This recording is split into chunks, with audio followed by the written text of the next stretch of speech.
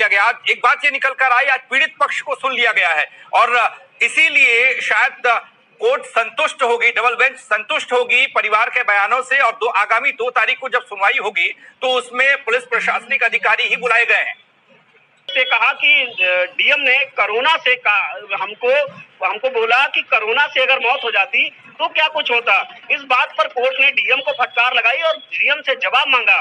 DM चुप्पी साधे सिर नीचा किए हुए कोर्ट में बैठे रहे। जिस तरह से जो पीड़ित की वकील सीमा कुशवाहा हैं, उन्होंने एक्सक्लूसिव जानकारी R9 टीवी को दी है। R9 टीवी ने सबसे शब्दों में फटकार लगाई है प्रशासन को कि किसी के भी मौलिक अधिकार का हनन कानून व्यवस्था खराब होने का बहाना लेके नहीं किया जा सकता। बिल्कुल, कोर्ट ने जो अपना संकेत दिया है, जो चीजें वहां पे सामने आई है, उससे साफ है कि प्रशासन जवाब देने में पूरी तरीके से सफल नहीं रहा है। यानी जो जवाब दाखिल किया गया है उससे कोर्ट संतुष्ट नहीं है।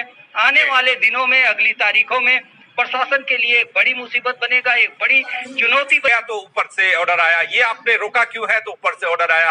अब कोर्ट के अंदर ये बताना पड़ेगा कि ऊपर वाला आखिर है कौन, किसके आदेश पर ये तमाम चीजें रही है। कपिल श्रीवास्तव जी समाजवादी पार्टी के प्रवक्ता हमारे साथ जुड़ चुके हैं, वो भी हमारे साथ बने हुए हैं। एक छोटा सा ब्रेक हम यहाँ ले रहे हैं, जल्द वापस आ रहे हैं। आप भी बने रहिए R9 टीवी। कोर्ट में हुए हैं, उनको आप अपने नजरिए से किस तरीके से देखते हैं। हालांकि विपक्षी पार्टी के तौर पर चाहे जिशान हैदर की पार्टी हो या फिर समाजवादी पार्टी, ये दोनों सरकार और प्रशासन पर लगातार सवाल उठाते रहे हैं और न्याय की गुहार लगाते रहे हैं, लेकिन इन सब से इतर जो सवालों के जवाब मिले नहीं और आज भी खोजा जा रहा है। नार्को टेस्ट की बात जिशान हैदर ने की, उन्होंने कहा अधिकारियों का भी होना चाहिए। वो कौन अधिकारी है जिन्होंने आदेश दिया, अब कोर्ट में तो बताना ही पड़ेगा। मीडिया के सामने नहीं बताया। हमारा कैमरा जब लगा, हमारा माइक जब लगा, हमने सवाल पूछा तो खामोश हो गया कानून, खामोश हो गया पुलिस प्रशासन, खामोश हो गए डीएम साहब, एसडीएम साहब। लेकिन अब तो बताएंगे।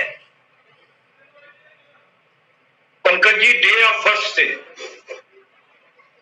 जी मैंने आपके कई डिबेट में इस बात को रखा है कि जिस तरीके से मौलिक अधिकारों का हनन किया गया है, क्योंकि धार्मिक आजादी भी मौलिक अधिकारों में से एक है जो कि हमें संविधान प्रदत्त करता है, और ये ऐसे अधिकार हैं जिनको अपरिहार्य कारण के अलावा आप हटा नहीं सकते।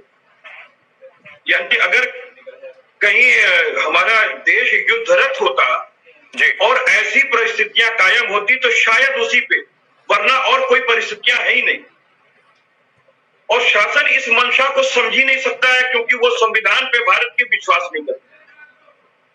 और मौलिक अधिकारों का जिस तरीके से हनन इस दुराचार के मामले में पीड़िता के परिवार के विरुद्ध किया गया है जी, इसका कोई सानी नहीं है। यह अद्वितीय तरीके से इन्होंने किया, इसलिए किया कि आप देखिए हिंदू मैथोलॉजी के अंतर्गत जो दाह संस्कार होता है हमारे 16 संस्कारों में से एक हिस्सा होता है जी, और ये मोक्ष की प्राप्ति के लिए किया जाता है। जीवन मृत्यु से ऊपर उठकर जो मोक्ष की प्राप्ति होती है उसकी कामना के लिए ये अंत्येष्टि संस्कार होता है। बिल्कुल बिल्कुल। अब आप सोचिए कि उसकी तो अंत्येष्टि ही छीन ली गई, दाह संस्कार तो हुआ नहीं। लाश को पेट्रोल डाल करके आग लगा दी गई, तो आईपीसी के सेक्शन के अंदर भी ये अपराध। जी चलिए, कपिल जी हमारे साथ बने रहिए। आप एक ब्रेक का इशारा हो रहा है। जिशान हैदर और नरेंद्र